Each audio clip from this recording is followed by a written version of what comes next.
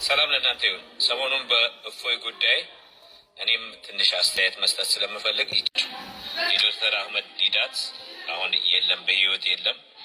የኦርቶዶክሶችን ገድላትን አምጥተው እና ሞክ እያደረጉ በጣም የሚሳደቡ ናቸው እስላሞች።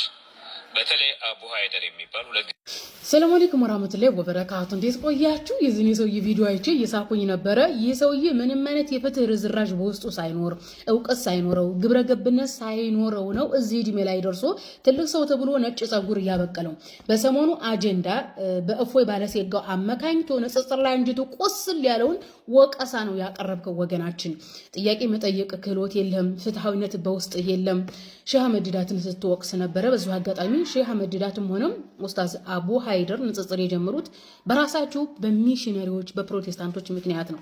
የፕሮቴስታንት ሃይማኖት ስግብግበኝነት ማህበረሰቡን ሁሉንም ፕሮቴስታንት ካላደረግን እያላችሁ ስትስገበገቡ ኢየሱስን ነው አምልኩ ስትሉ ኢየሱስን አናመልክም፣ መጽሐፍ ቅዱሳችሁ ላይ ኢየሱስ ሰው ነው ይላል እያሉ ሞገቷቸው እንጂ አልተሳደቡም። ይሳደባል ሼህ አህመድ ዲዳት፣ አቡ ሃይደር ይሳደባል። እንዴት እንዳሳከኝ ግን አንተ ምን አንብበህ እንዲህ አሁን እዚህ እድሜ ላይ ስትደርስ አይቆጭም ያሳለፍከው ጊዜ? አንተ የኡስታዝ አቡ ሃይደርም ሆነ የሼህ አህመድ ዲዳትን የንጽጽር ቪዲዮ ያየኸው በቃ እኔ ለሃይማኖት ጀግና ነኝ፣ ይሄ ቪዲዮ አዳምጬ በቃ ሃይማኖቴን አልቀይርም እያልክ ራስ ነፍስያ ጋር ጦርነት ገጥመህ ነው እንጂ ያየኸው። ለማንኛውም ሰርፕራይዝ አለኝ ለአንተ። እሱ ምንድነው? ለሳምበል ያክል ከዮሐንስ ወንጌል ምዕራፍ 6 ቁጥር 27 ላይ አምጥቼልሃለሁኝ። እግዚአብሔር አባት ትሞታለና ይላል። የጳውሎስ ደብዳቤዎች ላይ ሁሉም ላይ አለ። የዮሐንስ ራእይ ላይ፣ የጴጥሮስ መልእክት ላይ፣ የያዕቆብ መልእክት ላይ አለ። የእግዚአብሔር እውቅናን ያገኘው አብ ነው።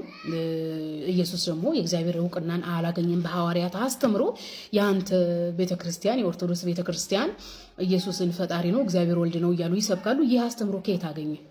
አንተ እንግዲህ በሼህ አህመድ ዲዳት ረሂመሁላህ ረህመተን ዋሲአን በአቡ ሃይደር ንጽጽር አንጀት ህርር ካለ አሁን ደግሞ የነጭ ጸጉር የሸበተው አናተ ላይና አገጭ ላይ ያለው ነጭ ጸጉር ከነጭነት አልፎ አረንጓዴ፣ ቢጫ፣ ቀይ የሚሆን የንጽጽር አሪፍ ነጥብ ይዤ ልመጥቻለሁ። ኦኬ፣ አንድ ሰው ፈጣሪ ከተባለ ለፈጣሪ የሚቀርቡ የአምልኮ ስርዓቶች ሊቀርብለት ይገባል። መጽሐፍ ቅዱስ ላይ ለኢየሱስ አንዳች ለአምላክ የሚገባው የአምልኮ ስርዓት አልቀረበለትም። ሐዋርያት ኢየሱስን አላመለኩም፣ በፈጣሪነቱ አያምኑም። ኢየሱስን ፈጣሪ ነው እና አምልኩት ብለው አልሰበኩም። ምን ይመስላል በዚህ ንጽጽር ሐሳብ? ሌላው በጣም ያሳከኝ ሙስሊሞች የጆባ ዊትነሶችን ትምህርት ተርጉመው ነው ላልከው፣ ጆባ ዊትነሶች አንተ ያለበት እምነት ፕሮቴስታንት ከመመስረቱ በፊት የነበረው ቁርአን ኢየሱስ ክርስቶስ የፈጣሪ ባሪያ መልእክተኛ ሰው እንደሆነ ይነግረናል። የራሳችንን ቁርአናችንን መረጃ አድርገን ነው ኢየሱስ ክርስቶስ የፈጣሪ ባሪያ እንጂ ፈጣሪ አይደለም፣ ሊመለክ አይገባም እያልን የሞገትን። በመጨረሻም ስትዋሽ ለነበረው ነገር ምንድነው? ሙስሊሞች የኦርቶዶክስን ገድላትና ተአምራት ላልከው፣ ፕሮቴስታንት በኦርቶዶክስ ጓዳ ተደብቃ የተለያዩ ቄሶች ዲያቆናቶችን አስኮብልላ ከኦርቶዶክስ የኮበለሉ ዲያቆናትና ቄሶች ናቸው የኦርቶዶክስን ገድላትና ተአምራት እየጎረጎሩ በማውጣት ኦርቶዶክስን ትመስላለች፣ እኛ ዲያቆን ነበር፣ ቄስ ነበር፣ ኦርቶዶክስን ትተናል፣ ፕሮቴስታንት ሆነናል እያሉ በኦርቶዶክስ ላይ ሲስቁ ሲሳለቁ የነበሩ ኦርቶዶክስን ያሳጧት የራሳችሁ ፕሮቴስታንቶች ራሳችሁ በኦርቶዶክስ ጓዳ በየገዳማቱ እየደበቃችኋቸው መነኮሳት፣ ዲያቆናትና ቄሳውስት እንጂ እኛ ሙስሊሞች አይደሉም። አንተ አይደብርህም እንዴ? ኧረ ይደብርህ። በነገር ላይ አንተ ንስሐ ግባ ልልህ ነበር። ምን ነው ንስሐ የምትገባው አንተ? ያኔ ግብረ ገብነት ያለው እንኳን አስተሳሰብ የሌለ ሰው ማለት ነው። ጥያቄ መጠየቅ ራሱ ክህሎት የለህም።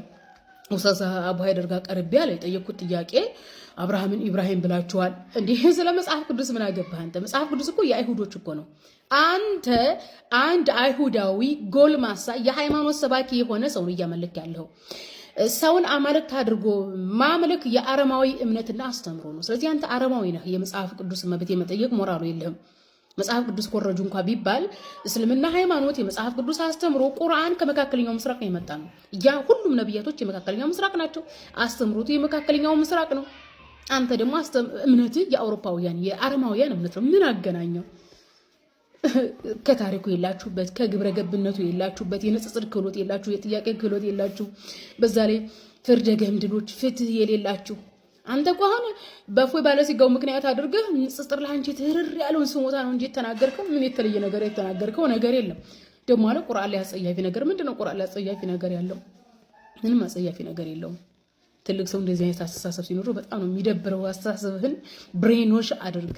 ለማንኛውም የሰጠኸውን ሰርፕራይዝ በደንብ አንብበህ መጽሐፍ ቅዱስን። እሺ ያው እኔ ጳውሎስን እወደዋለሁኝ፣ ምክንያቱም ኢየሱስን ስላላመለከ ኢየሱስን አምልኩ ብሎ ስላልሰበከ። እርግጠኛ ነኝ እልል ብለህ እንደምታለቅስ በርህን ዘግተህ